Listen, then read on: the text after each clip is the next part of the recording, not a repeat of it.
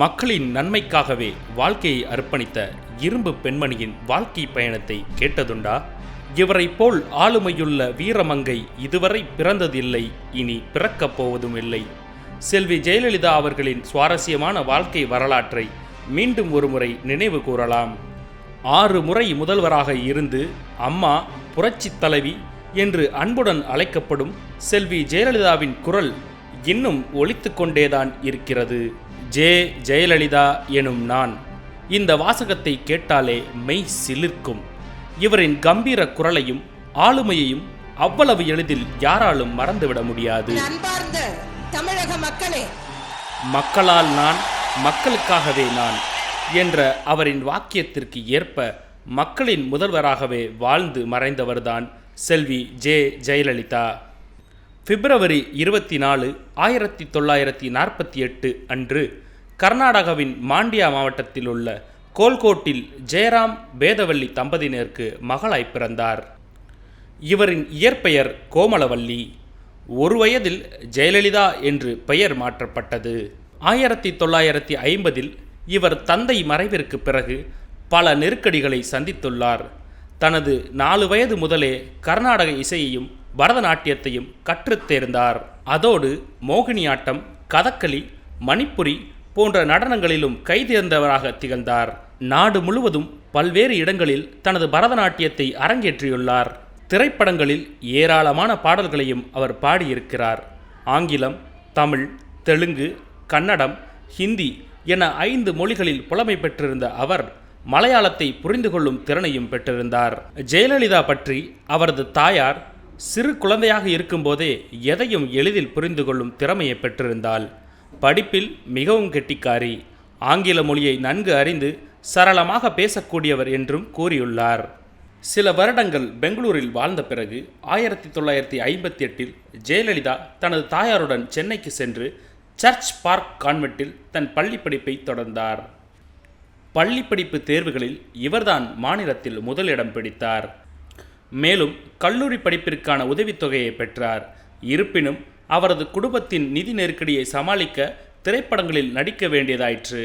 தாயின் வற்புறுத்தலால் வழக்கறிஞராக வேண்டும் என்ற தனது கனவை தியாகம் செய்து நடிகையானார் செல்வி ஜெயலலிதா. 1961 ஆண்டு ஸ்ரீ ஷைல மகாத்மே என்ற கன்னட படத்தில் குழந்தை நட்சத்திரமாக தனது திரைப்பட வாழ்க்கையை தொடங்கியவர் 1965 ஆண்டு வெண்ணிராடை என்ற திரைப்படம் மூலம் தமிழில் அறிமுகமானார். அடுத்தடுத்து அவர் பல தமிழ் திரைப்படங்களில் நடித்து தனது நடிப்பு திறமையை வெளிப்படுத்தினார். புரட்சித் தலைவர், நடிகர் எம்ஜிஆருடன் ஜோடி சேர்ந்து நடித்த படங்கள் மாபெரும் வெற்றி பெற்றது. எம்ஜிஆருடன் மட்டும் 28 படங்களில் இணைந்து நடித்துள்ளார். Sivaji Ganesan, S Rajendran, Jaishankar, Muthuraman, Ravichandran, Sivakumar, AVM Rajan, NT Rama Rao, Nageswara Rao, Dharmendra போன்ற பல முன்னணி நடிகருடன் சேர்ந்து நடித்துள்ளார். தமிழ், தெலுங்கு, கன்னடம், மலையாளம், ஹிந்தி மற்றும் ஆங்கில மொழிகளில் இதுவரை 140க்கும் மேற்பட்ட படங்களில் நடித்துள்ளார். திரையுலகம் இதுவரை கண்டிராத மிகச்சிறந்த பல்துறை நடிகையாக இன்னும் கருதப்படுகிறார். குறுகிய காலத்திலேயே புகழின் உச்சிக்கு சென்றார். இவரின் 100வது படமான திருமாங்கல்யம் 1977 வெளிவந்தது. ஜெயலலிதாவின் 100வது படத்தை பாராட்டிய அப்போதைய முதல்வர் கருணாநிதி நடிப்புக்கு இலக்கணம் வகுத்தவர் என்று பாராட்டி பேசியது சரித்திரம். அதன் பின் படங்களில் நடிப்பதை படிப்படியாக குறைத்து கொண்ட அவர் அரசியலில் சேரும் முன் தனது கடைசி படமான நதியை தேடி வந்த கடல் 1980 வெளியானது. நடிகரும் மறைந்த தமிழக முதல்வருமான MG ராமச்சந்திரன் அவர்கள் செல்வி ஜெயலலிதாவின் வழிகாட்டியாக இருந்து அவரை அரசியலில் அறிமுகப்படுத்தினார். ஜெயலலிதா நிறைய வாசிப்பவர், நாவல் எழுதியவர், சிறுகதைகள் எழுதியவர், துக்ளக் பத்திரிகையில் கட்டுரைகளையும் புத்தக விமர்சனங்களையும் எழுதியவர். 1980 ஆண்டு MG ராமச்சந்திரன் அவர்கள் அஇஅதிமுக கட்சியின் பிரச்சார செயலாளராக ஜெயலலிதாவை நியமித்தார். மேலும் 1983 ஆண்டு அதிமுகவின் கொள்கை பரப்பு செயலாளராக நியமிக்கப்பட்டார். 4 ஆண்டுகளுக்கு பின்னர் அவர் மாநிலங்களவைக்கு தேர்ந்தெடுக்கப்பட்டார். எம்ஜிஆர் தலைமை அமைச்சராக பணியாற்றிய போது ஜெயலலிதா அவருடைய அரசியல் கட்சியின் செயலாளராக இருந்து தன் தீவிர பங்கை வெளிப்படுத்தினார். இதுவே ஜெயலலிதா அவர்களை அஇஅதிமுக கட்சியின் எதிர்கால வாரிசு இவர்தான் என ஊடகங்களில் செய்திகள் வெளியாகின. 1984ஆம் ஆண்டு சட்டசபை தேர்தலின் போது எம்ஜிஆருக்கு உடல்நலம் பாதிக்கப்பட்டதால் கிராமம் கிராமமாக பிரச்சாரம் செய்து அதிமுகவுக்கு ஆதரவு திரட்டினார். அவரது பிரச்சாரத்திற்கு பெரும் வரவேற்பு கிடைத்தது. அதிமுகவும் அமோக வெற்றி பெற்றது. ஜெயலலிதாவை 1984இல் ராஜ்யசபா உறுப்பினராக்கி பாராளுமன்றத்திற்கு அனுப்பினார் எம்ஜிஆர். நாடாளுமன்ற அதிமுக துணைத் தலைவராகவும் ஆக்கினார். ராஜ்யசபையில் ஜெயலலிதா பேசிய பேச்சுக்கள் அவருக்கு புகழை தேடி தந்தன. அதிமுகவில் எம்ஜிஆருக்கு அடுத்து தனி ஆதரவு வட்டம் ஒருவருக்கு அப்போதே இருந்தது என்றால் அது ஜெயலலிதாவுக்கு மட்டும்தான். இயல்பான ஒரு வளர்ச்சியாகவே ஜெயலலிதாவின் முன்னேற்றம் இருந்தது. 1988ஆம் ஆண்டு எம்ஜிஆர் மறைந்த பின்னர் அதிமுக இரண்டாக உடைந்தது. ஜெயலலிதா தலைமையில் ஒரு கட்சியும் ஜானகி எம்ஜிஆர் தலைமையில் இன்னொரு பிரிவுமாக கட்சி பிளந்தது. ஆனால் 1989 தேர்தலில் ஜெயலலிதா தான் எம்ஜிஆரின் வாரிசு, அடுத்த தலைவர் என்பதை ஆணித்தரமாக நிரூபித்தார். இதையடுத்து ஜானகி விலகிக் கொண்டார். அதிமுக ஒரே கட்சியாக மீண்டும் இணைந்தது. ஜெயலலிதா தலைமையில் புதிய பாதையில் நடைபெற ஆரம்பித்தது அதிமுக. 1989ஆம் ஆண்டு சட்டசபைக்கு தேர்ந்தெடுக்கப்பட்ட ஜெயலலிதா அதிரடியாக செயல்பட ஆரம்பித்தார். தமிழக சட்டசபையின் முதல் பெண் எதிர்க்கட்சி தலைவர் ஜெயலலிதா தான். 27 எம்எல்ஏக்களை வைத்துக்கொண்டு திமுகவின் கண்களில் விரலை விட்டு ஆட்டினார். சட்டசபையில் எப்போதும் புயல்தான்.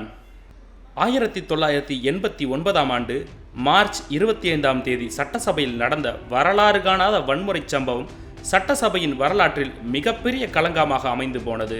தாக்குதலுக்கு உள்ளாக்கப்பட்டு அவையை விட்டு வெளியேறிய ஜெயலலிதா இதன் பின்னர் முதல்வராகத்தான் சட்டமன்றத்திற்குள் கால் வைப்பேன் என்று உறுதியேற்றார். தான் திமுகவினரால் தாக்கப்பட்டதாக கூறி பரபரப்பை ஏற்படுத்தினார் ஜெயலலிதா. கலைந்த தலையும் கிழிந்த சேலையுமாக அவர் வெளியே வந்து பேட்டி கொடுத்தது பெரும் பரபரப்பை ஏற்படுத்தியது. 1991இல் நடந்த சட்டசபை தேர்தலில் காங்கிரசுடன் கூட்டணி வைத்து தேர்தலை சந்தித்தார் ஜெயலலிதா. தேர்தல் பிரச்சாரத்தின் போது ராஜீவ்காந்தி படுகொலை செய்யப்பட்டார். அதனால் ஏற்பட்ட அனுதாப அலையால் அதிமுகவிற்கு மிக பெரும் வெற்றி கிடைத்தது. முதல் முறையாக 1991இல் தனது 43வது வயதில் தமிழகத்தின் முதல் இளம் வயது முதல்வராக பதவியேற்றார்.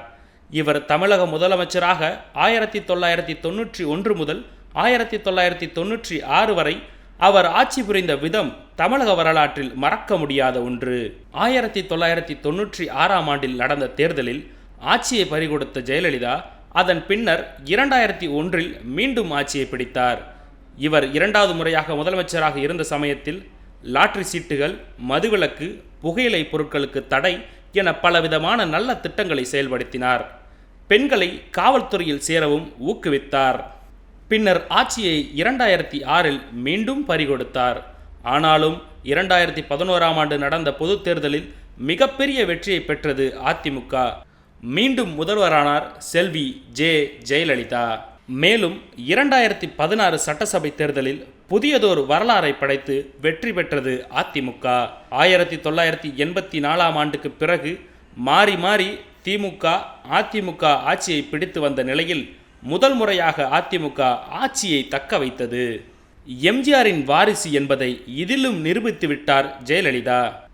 தமிழக முதல்வராக பணியாற்றிய ஜெயலலிதா தான் மேற்கொண்ட பணிகளை பலரும் பாராட்டக்கூடிய அளவிற்கு செய்து முடிப்பவர். அதன்படி அவர் வாழ்க்கையில் பெற்ற விருதுகள் ஏராளம். 1972இல் தமிழக அரசு கலைமாமணி விருது வழங்கி கௌரவித்தது.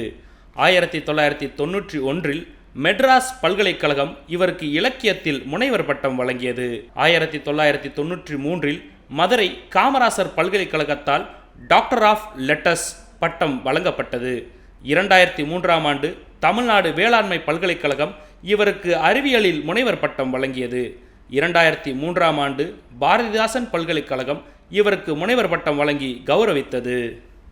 இதை தவிர பல உலக நாடுகளும் இவருக்கு சகாப்தத்தின் பெண் அரசியல்வாதி கோல்டன் ஸ்டார் ஆஃப் ஹானர் என்ற பட்டத்தை வழங்கி கௌரவப்படுத்தியது. ஜெயலலிதா தனது ஆட்சி காலத்தில் மக்களுக்கு பயனளிக்கக்கூடிய பல நல்ல திட்டங்களை செயல்படுத்தினார். இந்தியாவிலேயே தனது மாநில மக்களின் நலனுக்காக சிறந்த இலவச திட்டங்களை அறிவிப்பதில் முதன்மையானவர் செல்வி ஜெயலலிதா. பெண்களை மையப்படுத்தி பல நல்ல திட்டங்களை கொண்டு வந்துள்ளார். இந்த திட்டங்கள் அனைத்தும் நல்ல வரவேற்பை பெற்றது. இன்றளவும் அவரின் திட்டங்கள் அனைத்து மக்களின் மனதிலும் நிலைத்து நிற்கின்றது. அதிக திட்டங்களை செயல்பாட்டிற்கு கொண்டு வந்தவரும் இவர்தான். தொட்டில் குழந்தை திட்டம், தாலிக்கு தங்கம், அம்மா உணவகம், அம்மா லேப்டாப், அம்மா குடிநீர், அம்மா குழந்தை பராமரிப்பு பொருட்கள், அம்மா கிரைண்டர், மிக்சி, டேபிள் ஃபேன், அம்மா காப்பீடு, அம்மா பார்மசி, தாய்ப்பாலூட்டுவதற்கு தனி அறை போன்ற எண்ணற்ற நலத்திட்டங்களை செயல்படுத்தியவர். இன்றும் அவர் தொடங்கிய அம்மா உணவக திட்டம் வெற்றிகரமாக இயங்கிக் கொண்டிருக்கிறது.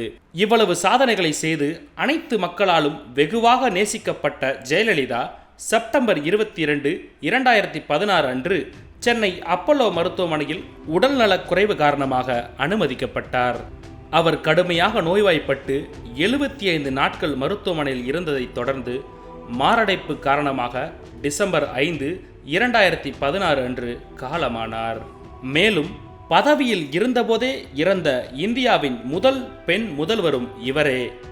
மக்களின் வாழ்வியலை மேம்படுத்தும் பல சிறப்பான நல்ல திட்டங்களை செயல்படுத்திய செல்வி ஜெயலலிதா தற்போது உயிருடன் இல்லாவிட்டாலும் தமிழ்நாட்டு மக்களின் மனதில் நீங்கா இடம் பிடித்து சரித்திரம் படைத்து விட்டார்.